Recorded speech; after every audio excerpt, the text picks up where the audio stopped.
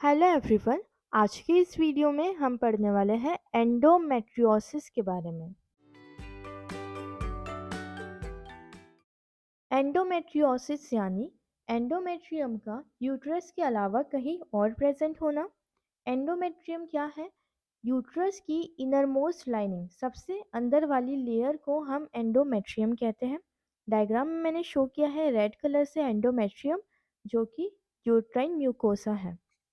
Menstruation होने के लिए कुछ हार्मोन्स रहते हैं जो कि एक्ट करते हैं एंडोमेट्रियम पर, और बॉडी में इनका लेवल फ्लक्चुएट होता है, जिसके कारण एंडोमेट्रियम की शेडिंग होती है और मेंस्ट्रुएशन होता है।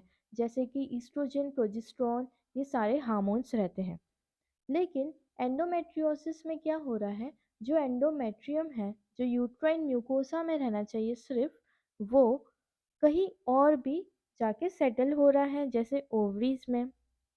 फैलोपियन ट्यूब में भी एंडोमेट्रियम चले जाता है और उसमें भी साइक्लिक ब्लीडिंग होती है। जैसे मेंस्ट्रुएशन के टाइम पर होती है, वैसे ही उधर के एंडोमेट्रियम पर भी साइक्लिक ब्लीडिंग होती है। तो हम बात करते हैं डेफिनेशन की। What is endometriosis? It is the presence of functioning endometrium, glands and stroma. Okay, तो एंडोमेट्रियम फंक्शनिंग होना यानी कि जो हार्मोन्स एक्ट करते हैं एंडोमेट्रियम पर और ब्लड की शेडिंग होती है, एंडोमेट्रियम शेड ऑफ होता है in the form of menstrual blood. वैसे ही फंक्शनिंग एंडोमेट्रियम कहीं और साइट्स पर भी है, ठीक है, यूट्राइन म्यूकोसा के अलावा। जैसे हमने बात करी ओवरी, फैलोपियन ट्यूब, इसके अलावा भी साइट्स होती हैं जिसके बारे में हम आगे डिस्कस करेंगे। अब हम पढ़ेंगे पैथोफिजियोलॉजी कि एंडोमेट्रियोसिस कैसे हो रहा है। एंडोमेट्रियोसिस की पैथोजेनेसिस अनक्लियर है, अभी तक क्लियरली समझ में नहीं आई है, लेकिन कुछ थ्योरी दी गई है। उनमें से एक रहता है रेट्रोग्रेड मेंस्ट्रुएशन। इसमें क्या होता है कि मेंस्ट्रुअल फ्लो, जो मेंस्ट्रुअल ब्लड है, वो यूट्रस से रिलीज होना चाहिए नीचे की साइड, लेकिन रेट्रोग्रेड फ्लो हो रहा है। रेट्रोग्रेड फ्लो यानी अपोजिट डायरेक्शन में फ्लो होना, ऊपर की साइड फ्लो होना। तो ये कैसे हो सकता है कि मेंस्ट्रुएशन हो रहा है, उस टाइम पर सेक्सुअल इंटरकोर्स हुआ गया हो, उसके कारण भी जो एंडोमेट्रियल सेल्स है वो इम्प्लांट हो सकती है दूसरे एरियाज में। Okay, like ovary, fallopian tube, umbilicus. So retrograde menstruation. Next हम पढ़ेंगे कि क्या क्या साइट्स रहती है एंडोमेट्रियोसिस की। तो नंबर 1, कॉमन साइट्स हो सकती है या फिर रेयर साइट्स हो सकती है। ऐसी कौन कौन सी कॉमन साइट्स हैं जहाँ पर एंडोमेट्रियोसिस होता है फ्रिक्वेंटली पेशेंट्स को? तो ओवरीज में नंबर 1, ओवरीज में सबसे ज़्यादा कॉमन साइट है जहाँ पर एंडोमेट्रियोसिस होता है। Second, pelvic peritoneum. Third, pouch of Douglas. Fourth, uterosacral ligaments, जो कि यूट्रस को सैक्रम से अटैच करे वैसे ligaments. Rectovaginal septum, sigmoid colon, appendix, pelvic area में होने वाले lymph nodes, pelvic lymph nodes और fallopian tube. Next is rare sites. ऐसी कौन कौन सी साइट्स हैं जो बहुत कम इन्वॉल्व होती है एंडोमेट्रियोसिस के लिए? तो number 1 is umbilicus. Second, abdominal scar, कोई स्कार टिश्यू हो, उसके ऊपर एंडोमेट्रियल सेल्स आ जाए और उसमें साइक्लिक ब्लीडिंग होने लग जाए। Third is episiotomy scar.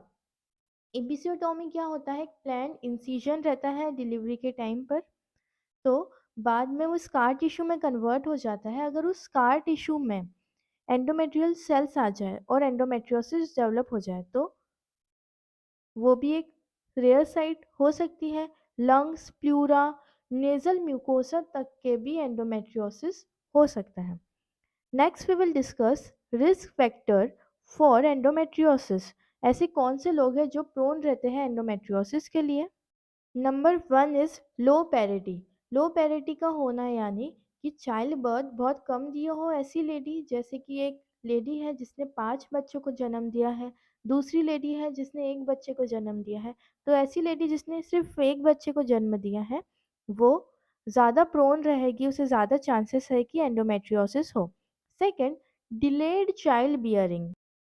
30 के बाद में चाइल्ड बियर किया हो या 35 के बाद में चाइल्ड बियर किया हो, तो ऐसे फीमेल्स जिन्होंने चाइल्ड बियरिंग बहुत लेट की हो, लेट एज में की हो, तो उन्हें भी चांसेस है एंडोमेट्रियोसिस के।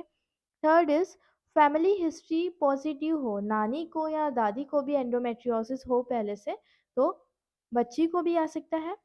Fourth one is genital tract का ऑब्स्ट्रक्शन हो, जैसे कि इम्परफोरेटेड हाइमन की कंडीशन हो, ऐसी कोई गायनोकोलॉजिकल कंडीशन हो जिसमें जेनिटल ट्रैक का ऑब्स्ट्रक्शन हो। ओके। फिफ्थ इज कोई मॉलिक्यूलर डिफेक्ट्स हो, मॉलिक्यूलर डिफेक्ट्स होने से भी एंडोमेट्रियोसिस हो सकती है। तो ये सारे रिस्क फैक्टर थे जिनके कारण एंडोमेट्रियोसिस हो सकती है। तो अब हम पढ़ेंगे कुछ पॉइंट्स एंडोमेट्रियोसिस को लेकर। तो कैसा पेशेंट रहता है एंडोमेट्रियोसिस का, तो ऐसी फीमेल जिसकी एज 30 से 45 ईयर्स के बीच की हो और वो नल्ली पेरस हो। नल्ली मीन्स नील, पेरेंट्स मीन्स पेरिटी। तो ऐसी लेडी जिसकी जीरो पेरिटी हो, जिसने एक भी बच्चे को जन्म ना दिया हो, नल्ली पेरस वुमेन होगी, उससे ज़्यादा चांसेस रहेंगे। सेकेंड, 25% जो पेशेंट्स हैं एंडोमेट्रियोसिस के वो एसिम्टोमेटिक रहते हैं और एक्सीडेंटली डिस्कवर होता है एंडोमेट्रियोसिस उनका थ्रो लेप्रोस्कोपी या लेप्रोटॉमी हुई हो अगर तो। ओके। एंडोमेट्रियोसिस अगर वाइड स्प्रेड हो, मतलब उसके जो सिम्टम्स हैं एंडोमेट्रियोसिस के वो डिपेंड नहीं करते हैं कि कितना वाइड स्प्रेड लीजन हो, कितने एक्सटेंड तक के वो लीजन हो, कि बहुत ज़्यादा फैला हुआ हो तो ज़्यादा सिम्टम्स आएंगे। नहीं, ऐसा नहीं है। endometriosis is not symptoms of endometriosis is not related with extent of lesion. It is related to depth of penetration, कि कितना अंदर गहरा घुसा हुआ है, कितना ढसा हुआ है यूट्राइन म्यूकोजा के अलावा कहीं और एंडोमेट्रियल टिश्यू। ठीक है। क्यों? क्योंकि जितना अंदर ढसा हुआ रहेगा तो वो क्या रिलीज करता है, प्रोस्टाग्लैंडिन्स, थ्रोम्बोक्सिन, बीटा 2, ये सब रिलीज करता है एंडोमेट्रियल टिश्यू, जिसके कारण पेन होता है। तो क्या सिम्टम्स आते हैं एंडोमेट्रियोसिस के? Number one is dysmenorrhea. Dysmenorrhea यानी पेनफुल मेंस्ट्रुएशन। 70% केसेस में, सबसे ज़्यादा एंडोमेट्रियोसिस के केसेस में क्या सिम्टम आता है? डिसमेनोरिया मिलता है। और कैसा रहता है ये? सेकेंडरी डिसमेनोरिया रहता है। मैंने मेरे वीडियो लेक्चर में बताया है कि प्राइमरी डिस्मेनोरिया क्या होता है और सेकेंडरी क्या होता है। प्राइमरी वो नेचर का रहता है जिसमें पेल्विक पैथोलॉजी नहीं रहती है और सेकेंडरी में पेल्विक पैथोलॉजी रहती है। तो एंडोमेट्रियोसिस भी क्या है? एक पेल्विक पैथोलॉजी है। जो एंडोमेट्रियल टिश्यू है वो यूट्राइन म्यूकोसा के अलावा कहीं और प्रेजेंट है। Okay.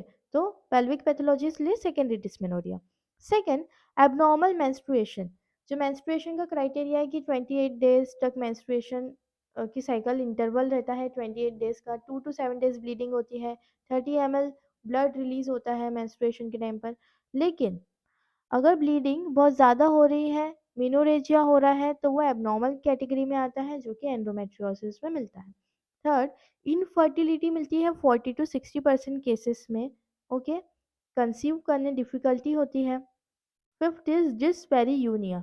Dish means pain, pareunia is for intercourse, तो पेनफुल इंटरकोर्स होता है 20 to 40% केसेस में, पेन ड्यूरिंग इंटरकोर्स।